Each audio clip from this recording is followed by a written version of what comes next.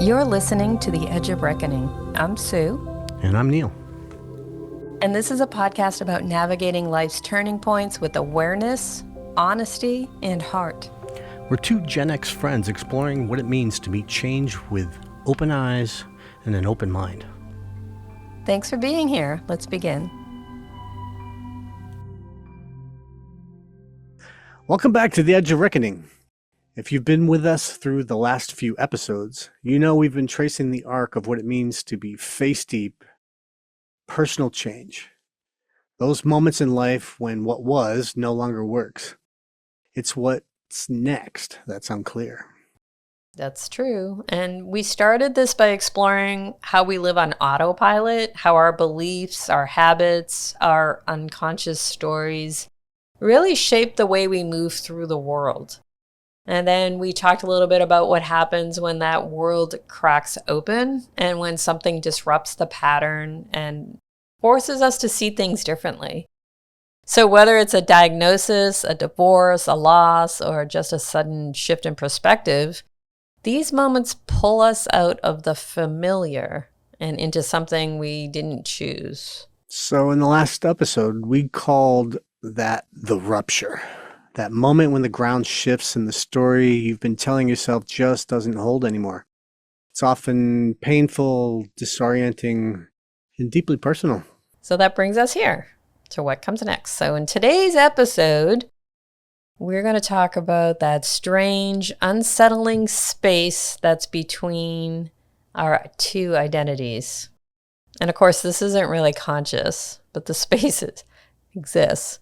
So when you're no longer who you were because of the rupture, but you're not yet someone new, it really starts to feel very lonely, meaningless, and awfully quiet.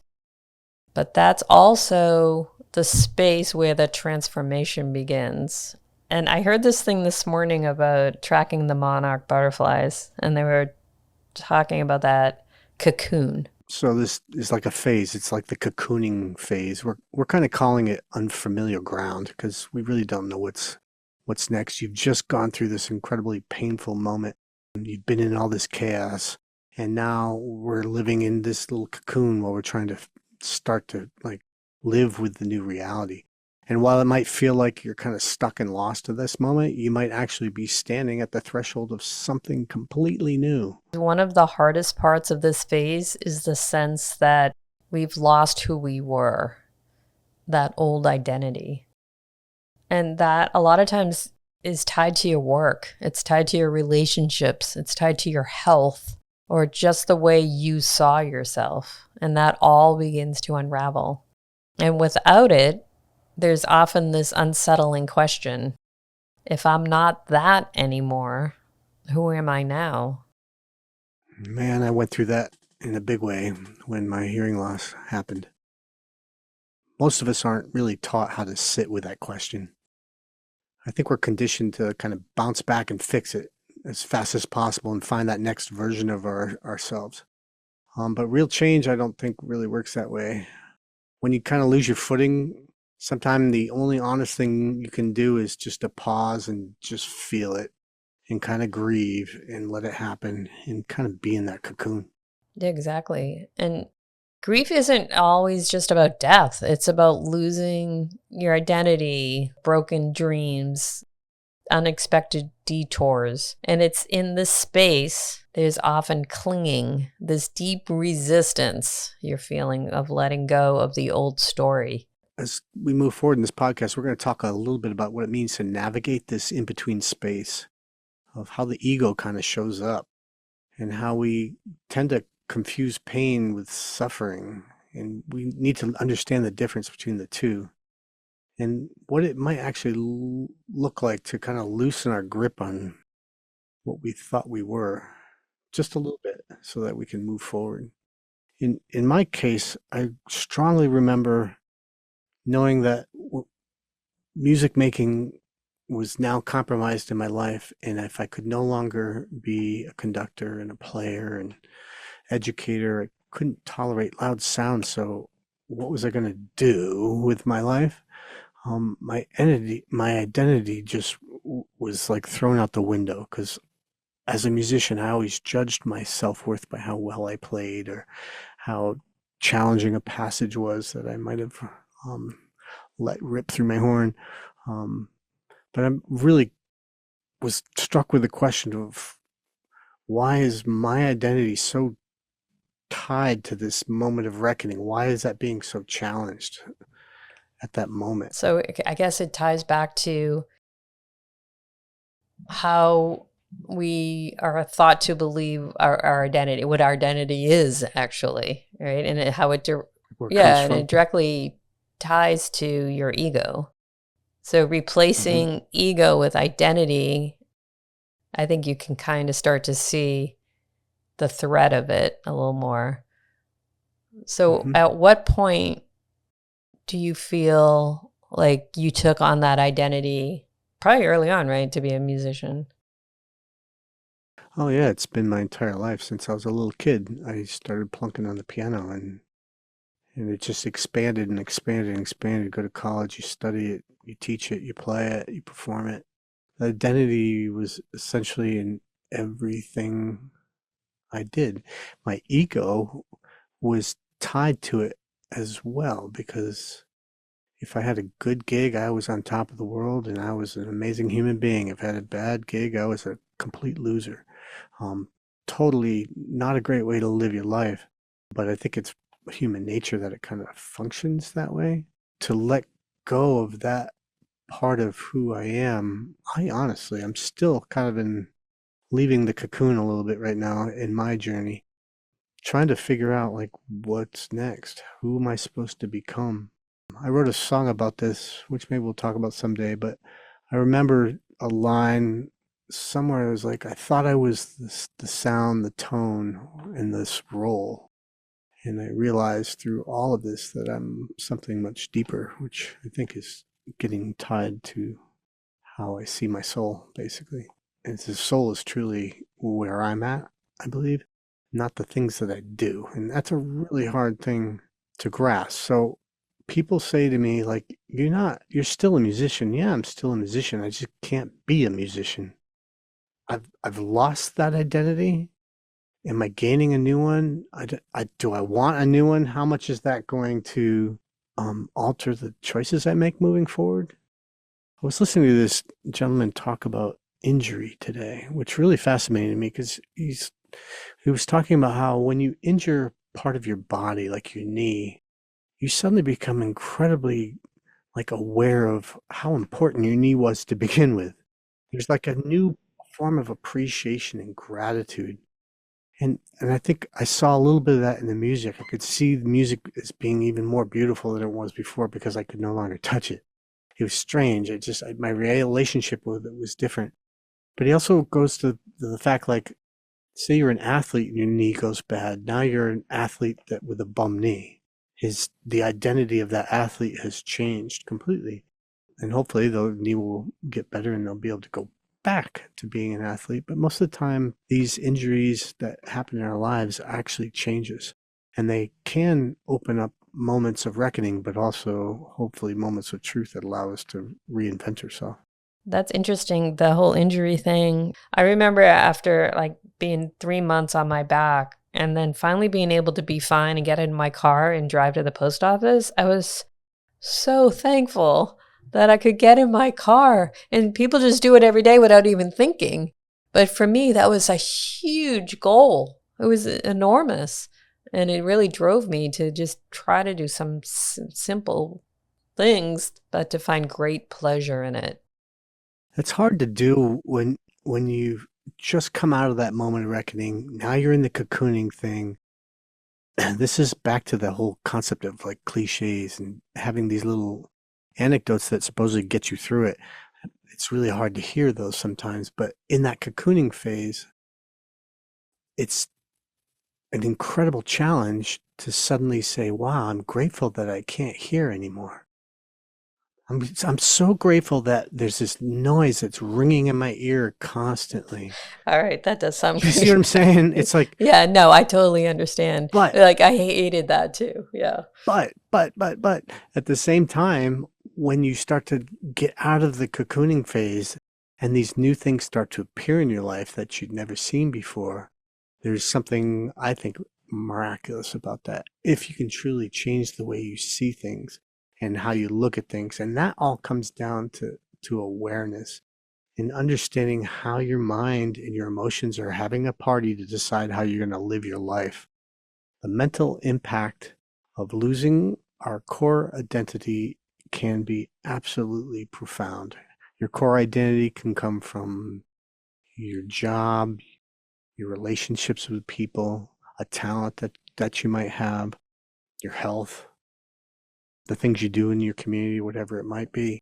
And the pain, I think, comes from our desire to cling to what we had been doing, the story that defined who we were. In our attempt to try to restore that is where the pain is coming for. But with a reckoning, there's times where you can't Right. go back and do that. And so your ego at that moment, there's like this death of the ego or an ego panic. It's been referred to in a lot of different ways, where the unsettling feeling of not knowing is very difficult to navigate. It's scary. Yeah. It's really scary. So identity is a pretty profound aspect that you have to understand and be aware of as being a variable when you're going through a reckoning. You mentioned something about feelings and identity and how we confuse them. What's your thought on that? I remembered this from when I was a kid. My mom used to say this, and I think I said it to my kids too. But I remember saying, I'm angry or I'm sad. So I'm expressing that I am my feeling. And then my mom would reply, pleasure to meet you. I'm mom. So it was confusing the feeling with the identity. Instead of I have anger or I'm experiencing sadness, which would be a silly thing to say. I don't think a little 3-year-old's going to be like, I'm experiencing sadness. Instead of feeling and confusing our feelings with our identity, it would be best to start to reframe that thinking around I'm experiencing or I am, to remove it, to give it some separation from yourself, from your feeling. Yeah, that separation's a tough one. We're probably gonna have to get into that one a little bit deeper at some point. But I was trying to like understand what you meant, and I was thinking about like people that suffer from depression on a regular basis. Does that form their identity? I am a depressed person, or I'm a happy person, I'm a joyful person. I guess those are all valid. The question is whether or not we cling to that label that we've assigned ourselves. And when we do cling to it, it makes it really hard for us to grow and change to move forward. And when you say cling, are you thinking like it's deep into our brain? Yeah, it would go back to the reptilian, but if I don't have this, I'm going to die. Like it has to be part of my life. It's a survival instinct to some degree, right? Yeah, it's one of those coping mechanisms. Maybe it gets in there as like, oh, I need to say this or feel this because it identifies who I am. It makes me feel safe, maybe. Yeah. So what's happening when that inner struggle's happening, when you know that, wow, I'm no longer a partner. I'm no longer a musician. I no longer can use my knee. What happens to the mind? What are the patterns that happen psychologically? Well, the mind has to come up with new patterns because it's relying on these old patterns, but they're no longer being supported by what you're doing. So does that make you like, but the action of the pain is making you think things that might not necessarily be true. You might feel shameful about it. You might obsessively think about it, right? All those things could come in. They're all ways to try to help you deal with the unbalance and the reprogramming. It's the in-between of like getting a new software program, just doing that update. It takes time. But it's like all the while you're doing the update, you're cussing and swearing at your computer because it's taking too long. It's like the emotional garbage that goes with the change, right? Right. And then you wake up in the morning and you have a new operating system, but some of the things that you had are in a different state. They're not in the same place anymore. And you have to retrain yourself to know where to go to get those things. I like to use that computer analogy a lot, but we are computers. We really are. And garbage in and garbage out, right? I mean, Right. if you're feeding yourself with this constant talk and putting yourself down and trying to make yourself feel better by agreeing that you're a loser and you're alone and no one ever wants to be with you ever again and you're going to die an old spinster or whatever you're telling yourself, it's going to take a while to break that habit, so you got to try to not go there so often. You are kind of what you think about most, right? Exactly. If you think you need money, you're going to need money. It's the same. They say that a lot too, like with negativity will attract more negativity.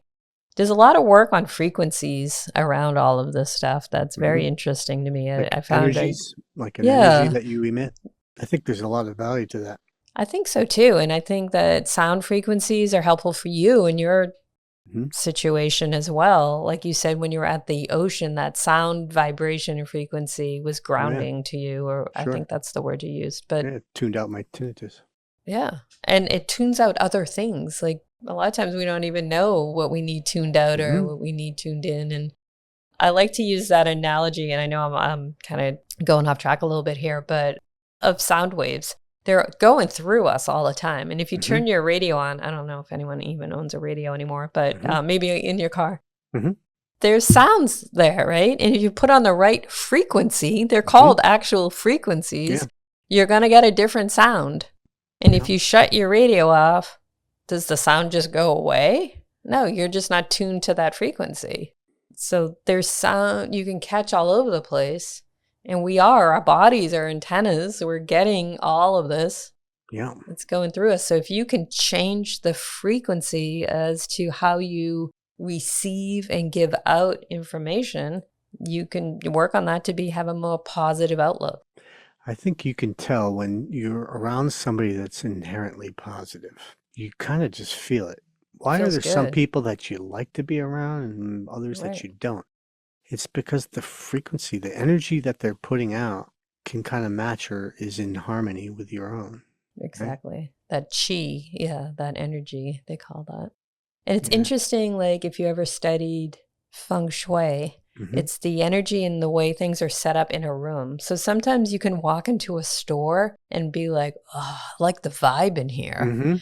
And then you can walk into like, I don't know, a department like Kmart or something and be like, oh, doesn't work. It doesn't work. It's not a good, you don't want to hang out there, but the energy, the way things are set up, the lighting, all of that plays a part in how we feel even in our environment. So everything is giving off energy. That's a big one. As I was kind of feeling pretty cocooned during that time, I became pretty aware of how people were responding to me. And as I started to come out of it and have kind of a lighter heart, I could see that people obviously were relating to me differently as well because of the energy that I was putting out. And that energy, I think, is totally like tied to what I'm contemplating in my brain. What's my default mode network projecting that I don't know? Because if I'm inherently like always miserable at my job, people are going to know that. They're going to feel it eventually. And I think that happened to me when I was teaching as it started to slowly burn out, that I couldn't put the right energy out there. And so things wouldn't gel the same, There's another point here that I think may have been one of the most profound ones in my journey. And it's really understanding the difference between the moment you experience pain and then all the suffering that happens after it.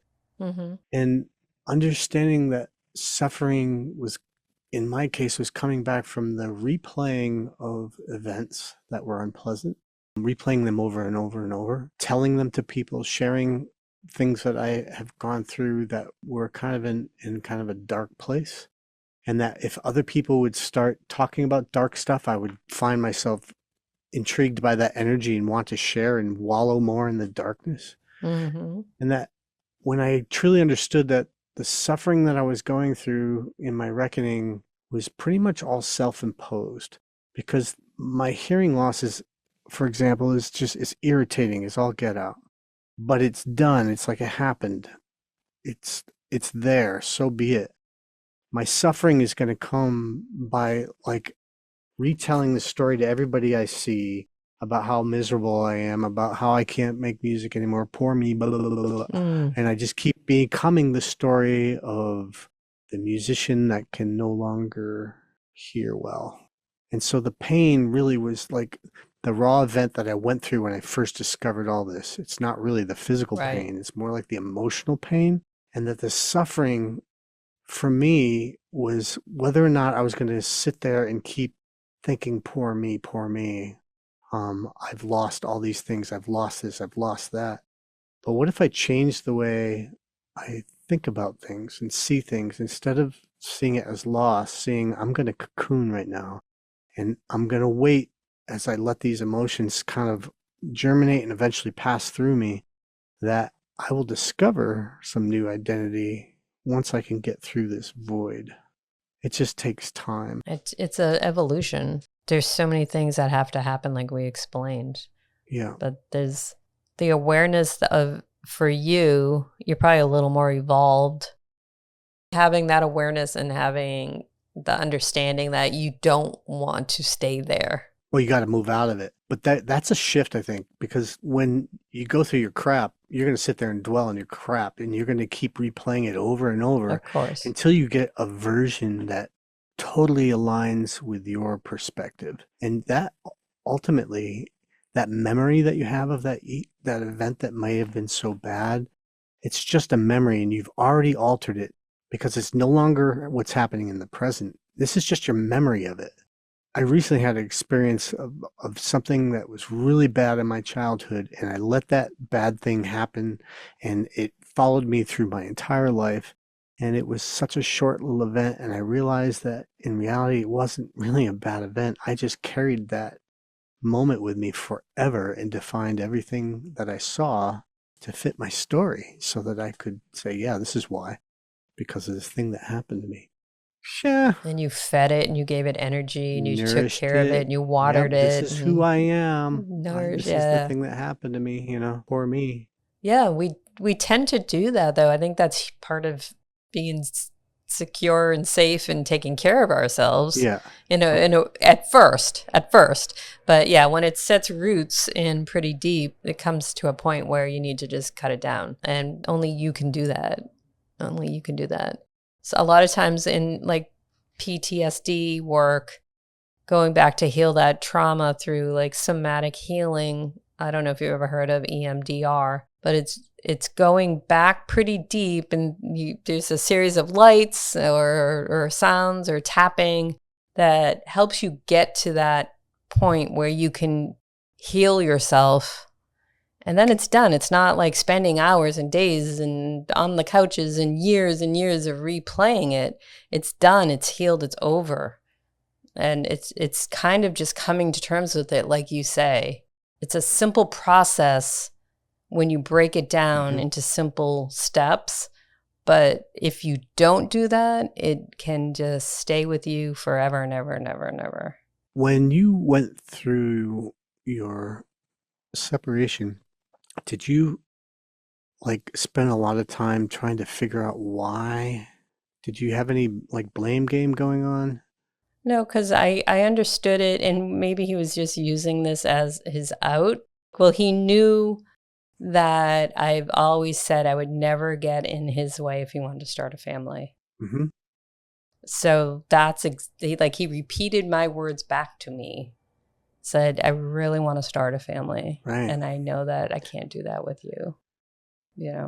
The way he handled it after that became really hurtful. And that's when I started to feel revengeful, because he just started on the dating apps. I was still packing boxes and and he's like tripping over my boxes that I'm trying to pack. And let me ask you this question. As you were just retelling that story, did you have any like emotional memory as you were just talking about it? Maybe a little bit, but I think I have already buried it. So you've done the work to be able to see it more as an object than like a real thing that's Yeah, still happening. it doesn't bring up any real Yeah. emotion. I mean, I was kind of looking for a reaction from you to be like, oh, that must have been really Hmm. shitty. You wanted validation. Yeah. So you were searching in that brief moment. I'm totally overanalyzing what you talked about, but you in that moment there was a hidden part of you looking for validation from an external source, right? Right. So what if I had a different reaction, laughed at it, or said "suck it up"? Would you have a reaction to that if it didn't confirm your story? Possibly. Yeah. Yeah, I think when people just kind of like don't show any emotion or something opposite, it's just like I would just say into myself, "Oh, we're not talking about this right now. Like this person could care less and it doesn't matter to them because they're not feeling or Yeah. they haven't had an Hmm. experience like this or they're yeah." Yeah. And then if that was me, my brain would then go, why did I bring this up? I'm such a loser. I'm weak. I shouldn't have shared that. Like there's a lot of self-talk that's not conscious. It happens like in a Mm, moment where it's self-doubt. based on what the other person's reaction is. Exactly. Yeah.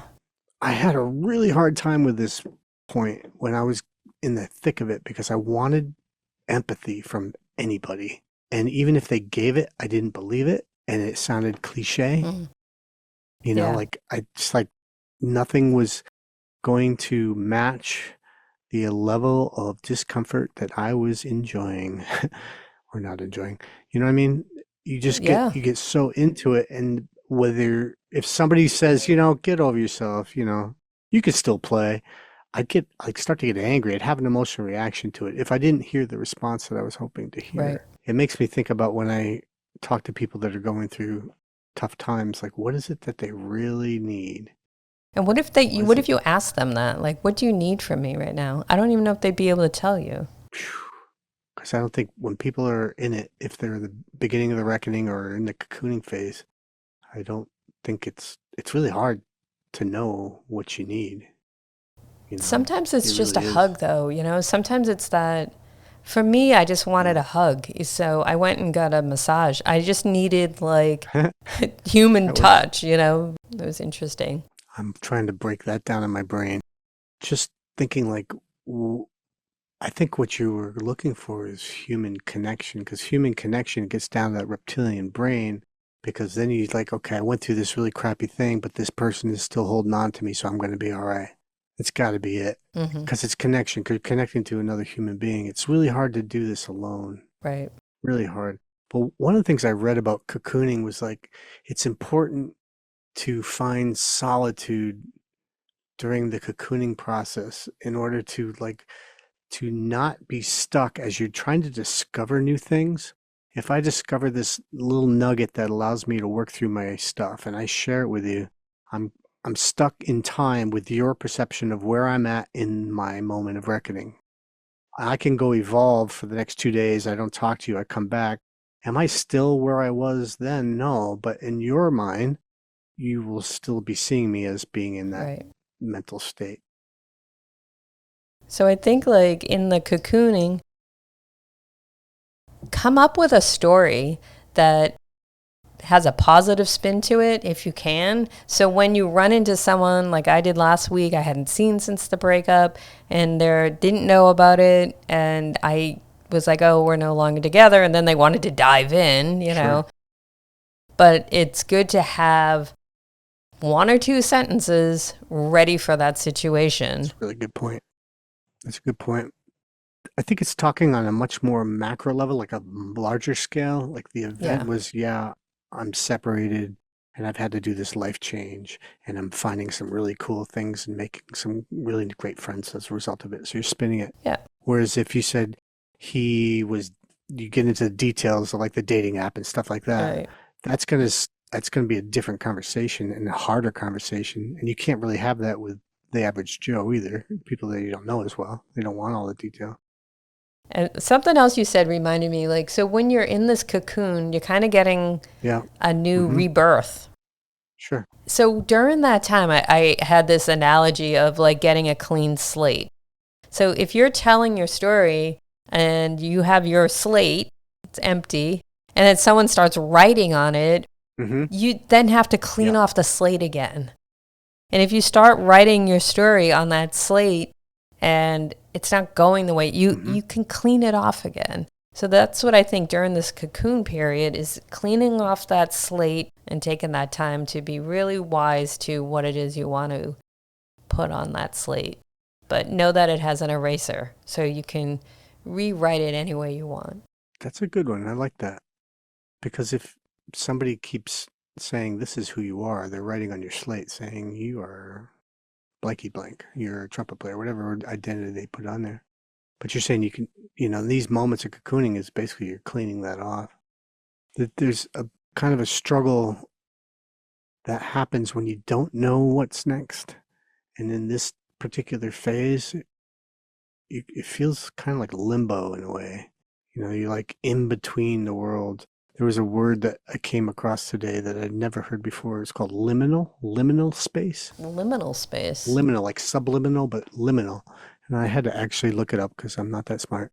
And really, it's that in between space between what was and what is. That's what a liminal space is. That makes sense. And in the space, it's usually pretty disorienting. You're going to feel quite alone. You don't know yet, but there's a boatload of potential for some great growth that's going to happen. You could also blast through this because you're trying to find a solution so quickly and you don't want to live in the anxiety of ambiguity while you're trying to like reinvent yourself. And so you tend to rush through it, which tends to happen. I was wondering, like, are the emotions still as intense as when the first moment of reckoning happened? Or are you starting the process of gaining a degree of peace? That's the thing I'm still kind of figuring it out. Because the cocooning is still reinventing. So I think it goes back to what we talked about before, like it's cyclical. Like the pain comes back and forth, and those moments, you engage in suffering because you're reliving whatever loss you just went through. Because you're going to have another experience that's going to remind you of something else you probably haven't dealt with yet. So there's still, like for me, running into somebody. For you, it could be listening to a piece of music, or who knows, what it could be. It could be another person as well that you run into that doesn't know the story, or something that reminds you of something that hasn't been healed yet. Yeah, I ran into that last night, as a matter of fact. I went to see the community band that I was going to conduct. I went to watch their concert.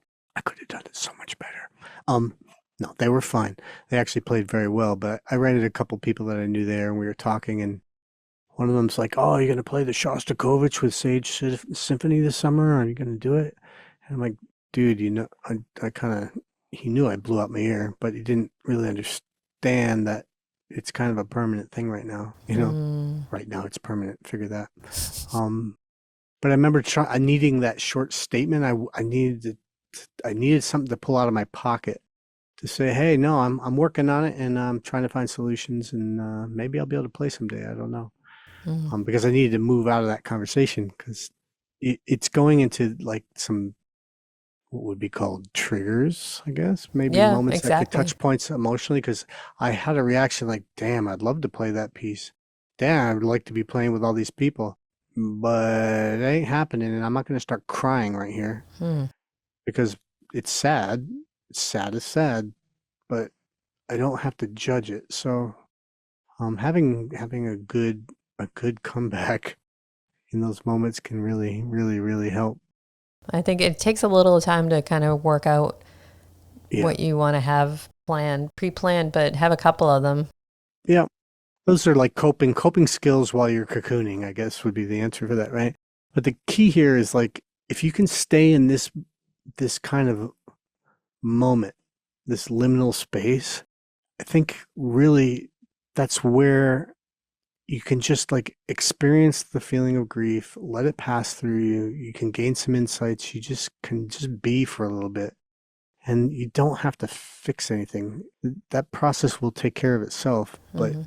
first, you have to become really aware of how you're responding to everything that's going on around you. You have to know your mind. You have to really understand your heart and how those two are just basically running the show a lot of the times. And how do you get into a place where you're aware enough so that you can find a degree of peace in the balance, that things don't have to be a certain way. It doesn't have to be right or wrong. Hmm. We can find joy at the end of this entire thing. How do you sit with discomfort without trying to fix it? That's a really, really difficult thing to do. And I actually wrote on my whiteboard, be okay with the uncertainty. So it's like you have a fear of the unknown in a sense too, right? I think when you change your expectations and change your perspective on things like that. That's the key. To look at your situation from a place where there's no judge, where you can just say, this is what happened to me. This is what I felt like. These are all the ramifications that are happening because of what happened to me. Now I have to feel those feelings and then hopefully find a way to reinvent myself. And the key, I think, is losing the judge.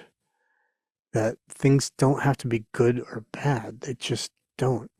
They can be both at the same time. It's so strange. And so when I run into moments where things are not quite right, my brain now goes, well, that's interesting.